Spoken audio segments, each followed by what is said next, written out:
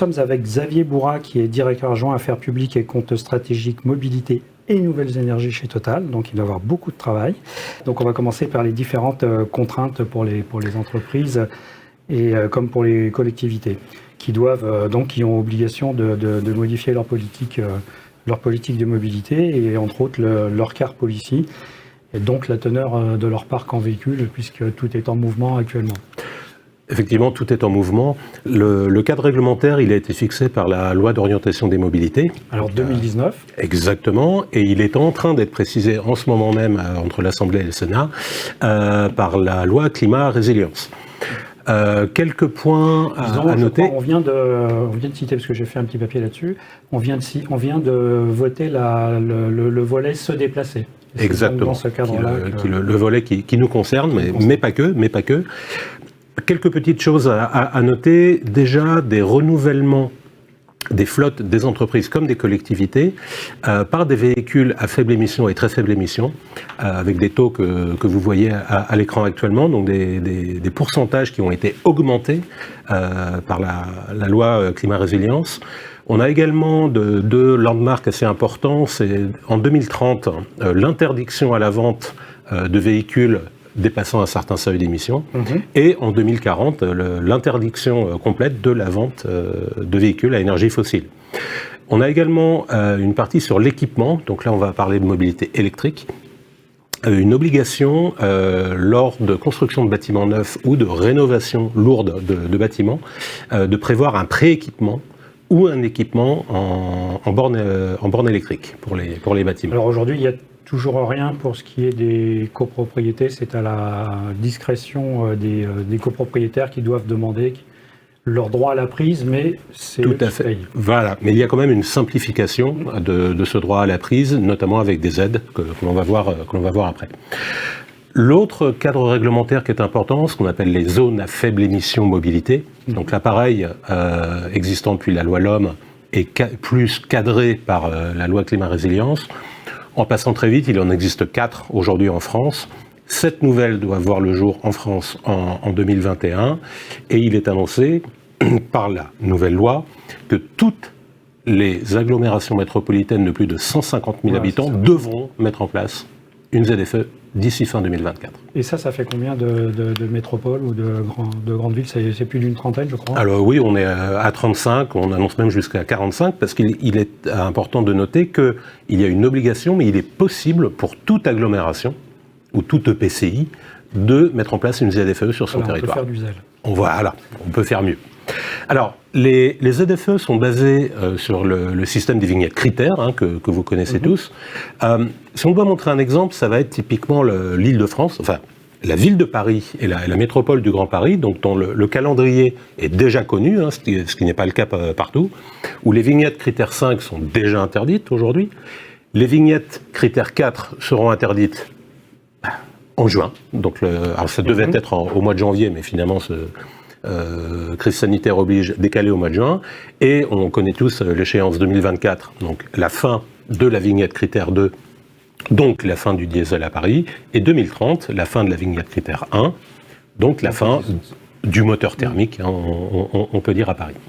En sachant qu'on peut également, les municipalités ont la possibilité aussi d'agir, d'aller plus vite en cas de pic de pollution. Exactement. On a toujours le préfet la municipalité, le préfet, ont la possibilité d'interdire, quand des conditions sont réunies, des pics de pollution qui durent un certain temps, d'interdire de faire de la circulation alternée, par exemple, ou de ce type de mesures. Donc les calendriers des ZFE sont en train de sortir. Je crois que la ville de Strasbourg a publié, pas plus tard qu'hier ou avant-hier, son calendrier prévisionnel de la mise en place de la ZFE à Strasbourg. Toujours dans le côté réglementaire, il y a un certain nombre de mesures fiscales qui existent aujourd'hui. Je ne vais pas les dérouler parce que je pense que la plupart de nos interlocuteurs les connaissent. On a le suramortissement pour l'achat de véhicules propres, ça va concerner le GNV, donc le gaz naturel véhicule, les moteurs électriques ainsi que les véhicules à hydrogène. Donc selon le poids, un suramortissement qui varie entre 20 et 60%. On a également la gratuité d'une partie de la carte grise, le fameux Y1. Le certificat d'immatriculation. Merci, effectivement, le certificat d'immatriculation. Quelque chose qui a été mis en place aussi, que l'on connaît, donc le malus écologique, à défaut du bonus, donc qui peut être quand même assez conséquent, il peut monter jusqu'à 30 000 € aujourd'hui. Et finalement, la TVS, donc la taxe sur les véhicules de société, qui varie en fonction des émissions de CO2 des véhicules, qui va être de 0, qui est déjà de 0, si les véhicules émettent moins de 20 grammes de CO2, ce qui nous met forcément dans les véhicules électriques ou hydrogène. J'aime beaucoup dire que en fait, les autorités savent bien manier la carotte et le bâton. Voilà. Donc on a vu le bâton en premier, mais il est évident, et ça c'est bien reprécisé dans la loi climat résilience et beaucoup de discours du gouvernement. Il faut aider que ce soit les particuliers et les entreprises à faire cette transition. Donc oui, en instaurant des règles plus ou moins strictes, mais un certain nombre d'aides ont été mises en place. Donc on en cite quelques-unes aujourd'hui, des aides qui sont vraiment là au niveau national. Mm-hmm. On a le bonus écologique. On ne va pas rentrer dans les détails, il nous faudrait beaucoup de temps. Mm-hmm. La même chose pour la prime à la conversion, voilà, qui vont être liées soit d'un côté aux fonctions des émissions de véhicules, comme pour la taxe, comme la TVS, ainsi que le malus écologique, et la prime à la conversion qui va être en fonction du prix du véhicule. Et la prime à la conversion, elle est, alors je la connais pour les particuliers, elle existe aussi pour les professionnels. Elle existe aussi pour les professionnels. Dans les mêmes proportions. Dans les mêmes proportions, oui. C'est le bonus écologique qui lui va varier entre les particuliers et les professionnels. L'État a mis en place aussi un certain nombre de mesures, donc il va être plus aujourd'hui pour les véhicules lourds. Donc on peut avoir des subventions de l'ADEME pour la conversion d'une partie de la flotte au GNV ou à l'électrique. Donc ça c'est un programme qui a démarré il y a peu longtemps. C'est gaz naturel véhicule. Gaz naturel véhicule. Alors il y en a un, il y en a un qui est compressé et l'autre qui est... Tout à fait. Alors c'est vrai que le GNV va couvrir le GNC d'une part, gaz naturel compressé, et le GNL, gaz naturel liquéfié, donc à moins 163 degrés, qui lui va être réservé à la mobilité lourde aujourd'hui. Il n'y a pas de véhicules légers ou d'utilitaires au GNL. Donc un programme de subvention de l'ADEME qui peut quand même monter une aide à 16 000 € par véhicule pour de la conversion à l'électrique. À noter également, dans le cadre de France Relance, du plan France Relance, donc des aides assez significatives qui vont être réservées aux véhicules lourds. Donc on va parler poids lourd, transport de marchandises, et transport de personnes en autobus ou en autocar. Donc des aides qui vont se monter à 50 000 € pour les camions, et 30 000 € pour autobus et autocars. Et là, on va être réservé aux véhicules électriques et hydrogène, qui sont des véhicules qui, aujourd'hui, coûtent quand même sensiblement plus cher que leurs équivalents en énergie traditionnelle. Je précise que ça, c'est cumulable avec le suramortissement. Donc, pour un véhicule électrique, ça peut faire monter l'aide jusqu'à 100 000 € pour le véhicule. Donc, alors on a des grosses sommes, mais on est sur des grosses sommes aussi. Exactement, voilà. Donc en termes de pourcentage, c'est plus tout à fait la même chose. Si vous voulez bien, je dois faire un petit focus sur l'Île-de-France. Alors j'allais vous en prier, puisque l'Île-de-France est une région qui donne généralement, qui remet un petit peu au pot sur plein de choses, que ce soit d'ailleurs pour les cartes de transport public ou voilà. Donc, par exemple, quand il y a des subventions pour les vélos électriques, Île-de-France Mobilité rajoute. Donc, je vous laisse nous décliner les aides pour les véhicules. Voilà, alors je ne vais pas rentrer vraiment dans le détail, parce que là, pareil, les segmentations sont assez fines. Donc, on rappelle ici l'adresse internet de la région, qui donne vraiment tous les détails, qui est éligible comment. Juste à noter, il y a des aides de l'Île-de-France, des aides de la ville de Paris également, qu'on verra juste après, qui vont couvrir quand même un range, un scope assez large. Alors, est-ce qu'elles se font concurrence ou est-ce qu'elles sont non, et dans la plupart des cas, elles sont cumulables. Et cumulables également avec les aides de l'État. Donc il est important vraiment pour tout particuliers, mais professionnels, de bien se renseigner. Toutes les aides auxquelles on a droit. Voilà, toujours de réfléchir en partant du plus haut ou du plus bas, des aides de l'État, de la région, de la métropole, voire de la ville.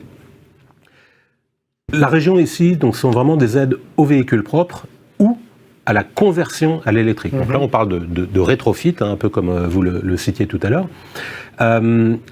Ces aides-là vont concerner vraiment les petites entreprises, donc les TPE, les PME, maximum 50 salariés. Donc on écarte les moyennes et grandes entreprises, vraiment pour accélérer la transition des artisans, par exemple. Qui ont besoin d'aller travailler sur Paris. Exactement. Voilà, donc... Et là, par contre, en termes de véhicules, cela va concerner tous les véhicules. On ne les a pas tous listés aujourd'hui, puisqu'il y a même des aides prévues pour les quadricycles. Ça va concerner les véhicules neufs ou d'occasion. Donc ça, ce qui est un peu nouveau, on va concerner les véhicules d'occasion, et on va parler de l'achat, mais également de la location. Voilà, LOA ou LLD. Les aides vont dépendre du poids du véhicule. Donc dans les 3 nouvelles énergies, l'électrique, le gaz naturel et l'hydrogène. Pour des véhicules inférieurs à 3,5 tonnes, l'aide peut monter à 6 000 € et voire monter jusqu'à 9 000 € pour les véhicules au-delà de 3,5 tonnes. Alors je crois qu'on est bientôt au terme de notre interview. On peut juste rajouter, finir sur Advenir, je crois que... Oui, tout à fait. Vous voyez rapidement les aides de la ville de Paris qui sont du même ordre, pareil avec l'adresse internet du site. Voilà. Un petit focus sur Advenir. Donc Advenir, c'est un programme issu des certificats d'économie d'énergie. Donc ce n'est pas un financement public, mais un financement d'ordre privé qui vise à aider les particuliers, les professionnels, à s'équiper en borne électrique. Donc on est vraiment dans la borne électrique, avec 3 types d'aides. Idem, on ne va pas rentrer dans le détail, on n'a pas le temps aujourd'hui, mais on va vraiment considérer d'une part les parkings des entreprises, donc qui sont privés, non ouverts au public, où là, l'aide peut aller jusqu'à 30% du coût de la borne, alors plafonné à 960 € par point de charge. On va également avoir le résidentiel collectif, on en parlait tout à l'heure, où là, l'aide peut couvrir 50% des dépenses. Quand l'usage est collectif, on monte à près de 1 700 € quand même d'aide. Et finalement, les parkings privés, mais qui peuvent recevoir du public, ou les parkings en voirie, et là, l'aide, elle peut monter jusqu'à 60% des dépenses. Ça va varier en fonction de la puissance des bornes, en fonction du type de borne, qu'on soit en courant alternatif ou continu. Et là, les aides peuvent monter jusqu'à 9 000 € par point de charge. Donc, quelque chose de très significatif. L'administration autour de ça est assez compliquée. Chez Total, aujourd'hui, lorsque nous proposons nos services de borne pour tous ces types d'usages, en fait, nous occupons de faire toutes les démarches auprès d'Advenir pour aller chercher ces... D'accord, vous faites le dossier, vous allez chercher les aides, vous constituez le dossier. Exactement. Pour le client. Aujourd'hui, ça fait partie de notre service parce que c'est vrai que ça peut être un peu compliqué parfois.